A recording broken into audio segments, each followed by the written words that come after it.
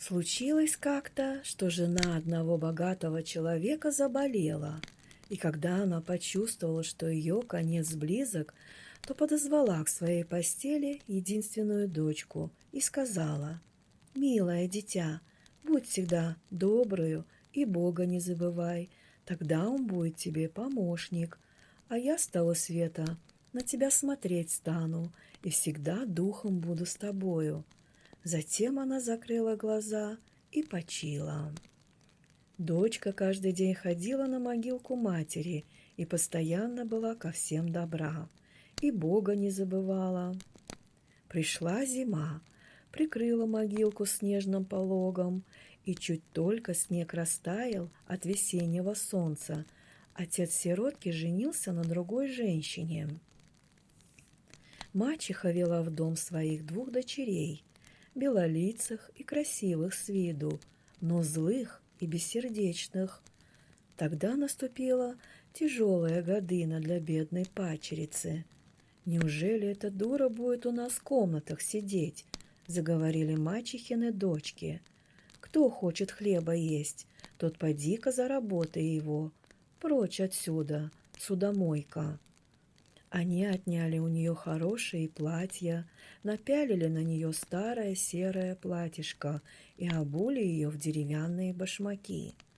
«Гляньте-ка на эту гордячку, как она вырядилась!» — заговорили они, стали смеяться и отвели бедняжку в кухню. Там должна она была с утра до вечера нести на себе всю черную работу, вставать рано, до рассвета, воду носить, огонь разводить, стряпать и мыть. Сверх того, названные сестрицы старались всякими способами ее огорчать. Осмеивали ее, высыпали в залу горох и чечевицу, приготовленные для кушанья. Так что бедная сиротинка должна была выбирать из их золы по зернышку. К вечеру, утомившись от работы, она не имела даже кровати, на которую могла бы прилечь. Она должна была рядом с очагом ложиться в золу и на ней спать. И так как она от золы была постоянно покрыта пылью и грязью, то злые сестры называли ее замарашкой. Случилось однажды, что отец собрался на ярмарку и спросил своих падчериц, чего им оттуда привезти. «Красивые наряды», — сказала одна из них, «жемчуг и драгоценные камни», — сказала другая. «Ну а тебе, замарашечка?» — спросил отец. «Тебе что привезти?» «Батюшка, привези ту веточку, которая на обратном пути прежде всех леснет тебя по шляпе. Ту отломи и привези мне». Вот и закупил он своим двум падчерицам нарядные платья, жемчуг и драгоценные камни. А на обратном пути, в то время как он пробирался сквозь зеленую чашу кустов, ветка орешника хлестнула его так сильно, что и шапку с него сбила долой. Ту ветку он обломил и прихватил с собою. Приехав домой, он отдал падчерицам то, что им было любо, а замарашке — ветку орешника. Замарашка поблагодарила его, пошла на могилку матери, посадила над нею свою веточку и плакала так неутешно, что слезы ее обильно оросили эту ветку, и выросла веточка в целое деревце. Замарашка каждый день трижды ходила под это деревце, плакала там и молилась, и каждый раз прилетала на то дерево и садилась, беленькая птичка, и стоило только бедняжке высказать какое-нибудь желание, как уж птичка сейчас его выполняла и сбрасывала ей с деревца то, что она пожелает. Случилось как-то, что король той страны затеял праздник, и праздник тот должен был продолжаться 3 дня. На этот праздник он задумал созвать всех красавиц, со всего королевства, чтобы его сын мог себе выискать между ними невесту. Обе названные ее сестры, услышав, что и они должны явиться на тот праздник, стали поласковее, призвали Замарашку и сказали: «Расчеши нам волосы, вычисти башмаки и закрепи на них пряжки. Мы идем на праздник в королевский замок». Замарашка повиновалась им, однако же заплакала, потому что и ей тоже хотелось идти вместе с сестрами и потанцевать. Она даже попросила у мачехи, чтобы та ее отпустила на праздник. «Ты, Замарашка!» — крикнула мачеха. «Вся ты в грязи и в пыли, и тоже на праздник собираешься? Нет на тебе ни платьишка, ни башмачков, и туда же танцевать лезешь». Когда Замарашка не стала более просить ее, то мачеха сказала ей: «Вот я тебе высыпала в золу полное блюдо чечевицы. И если ты через 2 часа сумеешь эту чечевицу из золы повыбрать, тогда, пожалуй, ступай вместе с сестрами на праздник». Бедная сиротка сошла по черной лестнице в сад и крикнула во весь голос: «Голубки, голубочки, милые дружочки, и вы все, пташечки поднебесные, слетайтесь сюда, помогите мне, бедной, собрать чечевички. Те, что годны, в горошечек, а негодны в забочек». И слетелись на зов ее к окошку кухни сначала 2 белых голубка, а потом турманы махоногие, а затем и целые стаи всяких пташечек поднебесных, и опустились на золу. И стали голубки кивать головками и начали клевать: «Пик-пик, пик-пик», и другие тоже: «Пик-пик», и собрали все годные зерна в блюдо. И часу не прошло, как у них все было готово, и они улетели опять в то же окошко. Принесла Замарашка блюдо к мачехе с радостью и думала, что вот и ей будет дозволено отправиться с сестрами на праздник. Но мачеха сказала ей: «Нет, Замарашка, у тебя нет ни платьев, ни припасено ботиночек, и танцевать ты не умеешь. Над тобой только смеяться станут». Когда бедняжка стала плакать, мачеха сказала: «Вот если ты мне 2 блюда чечевицы в час времени из золы выберешь дочисто, тогда, пожалуй, пойдешь». А сама думала, где же ей это сделать.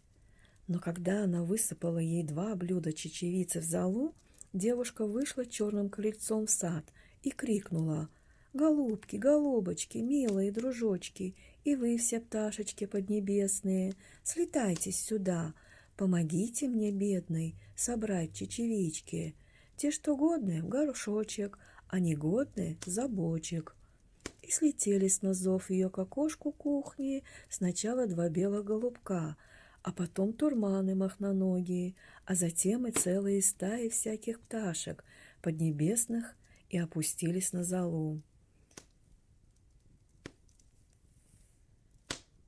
И стали голубки кивать головками и поклевывать: «Пик-пик, пик-пик», и другие тоже: «Пик-пик», и собрали все годные зерна в 2 блюда. И получаса не прошло, как у них все уже было готово, и все они опять улетели в окошко. Понесла бедняжка оба блюда к мачехе и радовалась, что вот ей будет дозволено отправиться на праздник с сестрами. Но мачеха сказала ей: «Напрасно ты стараешься, ты не пойдешь с нами, у тебя и нарядов нет, и танцевать ты не умеешь. Нам бы пришлось краснеть за тебя». Повернулась к бедняжке спиной и поспешно удалилась со своими 2 горделивыми дочками. Оставшись одна, одинешенька в доме, Замарашка пошла на могилку матери под ореховое деревце и воскликнула: «Встряхнись, встрепенись ты, мое деревце, просыпь на меня злато-серебцо». Тогда птичка кинула ей серебряное платье с золотом и туфельки, расшитые шелками и серебром. Девушка поскорее оделась и поспешила на праздник, а названные сестры ее и мачеха, ничего об этом не зная, подумали, что это какая-нибудь чужая королевна. Такой красавицей была она в своем платье, разукрашенном золотом. Замарашка им и в голову не пришла. Они думали, что она сидит себе дома да выбирает чечевички из золы. Сам королевич вышел красавице навстречу, взял ее за руку и все с ней танцевал. Да так и не захотел ни с кем больше танцевать, и руки ее из своей руки не выпустил. И когда подходил к ней кто-нибудь из мужчин, королевич говорил: «Я сам с ней хочу танцевать». Так и проплясала она до самого вечера, а когда захотела домой вернуться, то королевич сказал ей: «Я пойду с тобою и провожу тебя». Ему смерть как хотелось посмотреть, чья она дочь и из какого дома родом, но она от него ускользнула и взобралась на голубятню. Обождал немного королевич, видит, отец замарашки идет, и говорит ему: «Вот туда, на голубятню, забралась одна красавица». Отец подумал: уж не замарашка ли? Потребовал топор да багор и надвое рассек голубятню, а в ней никого не оказалось. А когда они домой вернулись, замарашка по-прежнему лежала в своем грязном платьишке на золе, а около нее на трубе тускло горела маленькая масляная лампа. Замарашка была проворна. Она с одной стороны взобралась на голубятню, а с другой спустилась и мигом под Орешиной очутилась. Там она скинула свой богатый наряд, положила его на могилку, и птичка снова унесла этот наряд, а сама замарашка опять напялила на себя серые лохмотья и села в кухне на кучу золы. На другой день, когда праздник начался снова, и родители с названными сестрицами опять ушли из дома, замарашка пошла к Орешине и сказала: «Встряхнись, встрепенись ты, мое деревце, просыпь на меня злато серебцо». И птичка сбросила ей платье еще богаче, еще наряднее вчерашнего. И когда она в этом наряде явилась на празднество, все надивиться не могли ее красоте. А королевич уж поджидал ее, взял ее тотчас за руку и танцевал только с ней одной. Когда другие мужчины подходили к ней, чтобы пригласить ее на танец, королевич говорил: «Я с ней танцую». По наступлении вечера замарашка надумала удалиться, а королевич пошел за нею следом и хотел посмотреть, в какой дом она войдет, но та юркнула в сторонку и убежала в сад позади дома. В том саду росло прекрасное большое грушевое дерево, и на нем много было чудных груш. На него-то и взобралась замарашка, словно белочка, и укрылась в ветвях его, а королевич даже и не знал, куда она подевалась.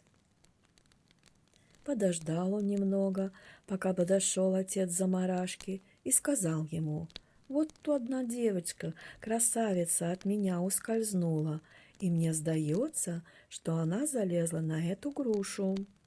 Отец подумал, уж не замарашка ли это, потребовал топор и срубил дерево, но на дереве никого не оказалось. И когда они все вернулись домой, увидели замарашку, как и всегда, на ее куче золы. Она проворна была, с одной стороны на дерево влезла, с другой стороны спрыгнула, вернула свой наряд птичке, что сидела на орешине, и опять напялила свои старые лохмотья. На третий день, когда родители и названные сестры ушли из дома, замарашка опять пошла на могилку матери и сказала деревцу: «Встряхнись, встрепенись ты, мое деревце, просыпь на меня злато серебцо». Тут птичка сбросила ей платье, такое великолепное и так ослепительно блиставшее, что такого еще никто не видывал, а к этому платью и туфли из чистого золота. Когда она явилась на празднество в этом наряде, все и дивились, как чуду. Королевич только с ней и танцевал, а если подходил к ней кто-нибудь другой, он говорил: «Я с ней танцую». Когда наступил вечер, Замарашка хотела уйти, и королевич по-прежнему хотел идти за нею следом, но она так быстро от него ускользнула, что он не поспел за нею. Однако же он заранее пустился на хитрость, велел вымазать всю лестницу смолою. Как сбегала Замарашка с лестницы, одна ее туфелька и пристала к ступеньке. Королевич туфельку поднял, и туфелька-то была маленькая, хорошенькая и вся из золота. На следующее утро пришел королевич с этой туфельки к отцу Замарашки и сказал ему: «Моей супругой будет только та, которой этот золотой башмачок придется впору». Услышав это, обрадовались обе названные сестрицы, потому что ноги у них были красивые. Старая пошла с башмачком в особую комнату и стала его примерять при матери. Стала примерять и видит, никак не влезает башмак ее большой палец, потому что башмак ей мал. Вот мать и подала ей нож и говорит: «Отрежь палец-то, ведь коли будешь королевой, не придется тебе пешком ходить». Послушалась дочка матери, срезала палец, втиснула ногу в башмак, прикусила губу от боли и вышла к королевичу. Тот взял ее себе в невесты, посадил на коня и повез к себе домой. Пришлось им проезжать мимо могилки, а на орешине сидят два голубка и воркуют: «Гули-гули-гули, гулюшки». Весь башмак-то в кровушке, ножки, видно, нет в нем места, это не твоя невеста. Королевич глянул на ногу невесты и увидел, как кровь из башмачка текла. Он тотчас повернул коня, вернул старшую дочку родителям и сказал, что это не настоящая его невеста. Пусть, мол, другая сестра примерит башмачок. Пошла эта сестра в особую комнату, и когда стала надевать башмачок, то пальцы-то у нее влезли в него, но пятка была слишком велика. Тогда мать подала ей нож и сказала: «Отруби кусок от пятки, будешь королевой, не придется тебе больше пешком ходить». Дочь отрубила часть пятки, втиснула кое-как ногу в башмачок, скрыла боль нестерпимую и вышла к королевичу. Тот ее, как невесту, посадил на своего коня и поехал с нею. Но когда они проезжали мимо Орешины, то сидели на ней два голубка и ворковали: «Гули-гули, гулюшки, весь башмак-то в кровушке, ножки, видно, нет в нем места, это не твоя невеста». Посмотрел королевич невесте на ногу и увидел, как кровь текла из башмачка, и закраснелся от нее белый чулочек. Повернул своего коня обратно и привез эту невесту к родителям в дом. «Это тоже не настоящая невеста», — сказал он. «Нет ли у вас еще одной дочки?» «Нет», — сказал отец, «а вот только еще от моей первой покойной жены осталась этакая маленькая, дряненькая замарашечка. Уж та-то, конечно, тебе не невеста». Королевич захотел ее непременно видеть, но мачеха отвечала: «Да нет же, она такая грязная, что ее никак показать не смеем». А королевич все настаивал на своем, и должны были, наконец, позвать к нему Замарашку. Та сначала вымыла чистенько лицо и руки, потом вышла и поклонилась королевичу, который подал ей золотой башмачок. Она тут же присела на скамеечку, скинула свой деревянный башмак и сунула ногу в туфельку, которая по ее ноге пришлась, как облитая, и как она поднялась со скамеечки, и королевич глянул ей в лицо, то он тотчас узнал в ней ту красавицу, с которой танцевал, и воскликнул: «Вот она, настоящая невеста!» Мачеха и обе названные сестры перепугались и побелели от досады, а королевич взял замарашку к себе на коня и повез ее к себе в замок. Когда они проезжали мимо Орешины, два белых голубка ворковали: «Гули-гули-гулюшки, нету больше кровушки, ножки в туфле полно места, вот она твоя невеста». И как это проворковали, так тотчас слетели с деревца и сели замарашки на плечи, один на правое, другой на левое, да так и остались у нее на плечах. Когда пришло время играть свадьбу, лукавые сестрицы тоже явились, хотели примазаться и как будто выказать участие к счастью замарашки. Вот свадебный поезд двинулся к церкви, и старшая из названных сестриц шла с правой стороны невесты, а младшая — с левой, и вдруг голубки у каждой из них выклевали по одному глазу. На обратном пути из церкви старшая шла с левой, а младшая с правой стороны невесты, и голубки опять выклевали каждый из них по одному глазу. Так-то и были они наказаны слепотой на всю жизнь за их злобу и лукавство.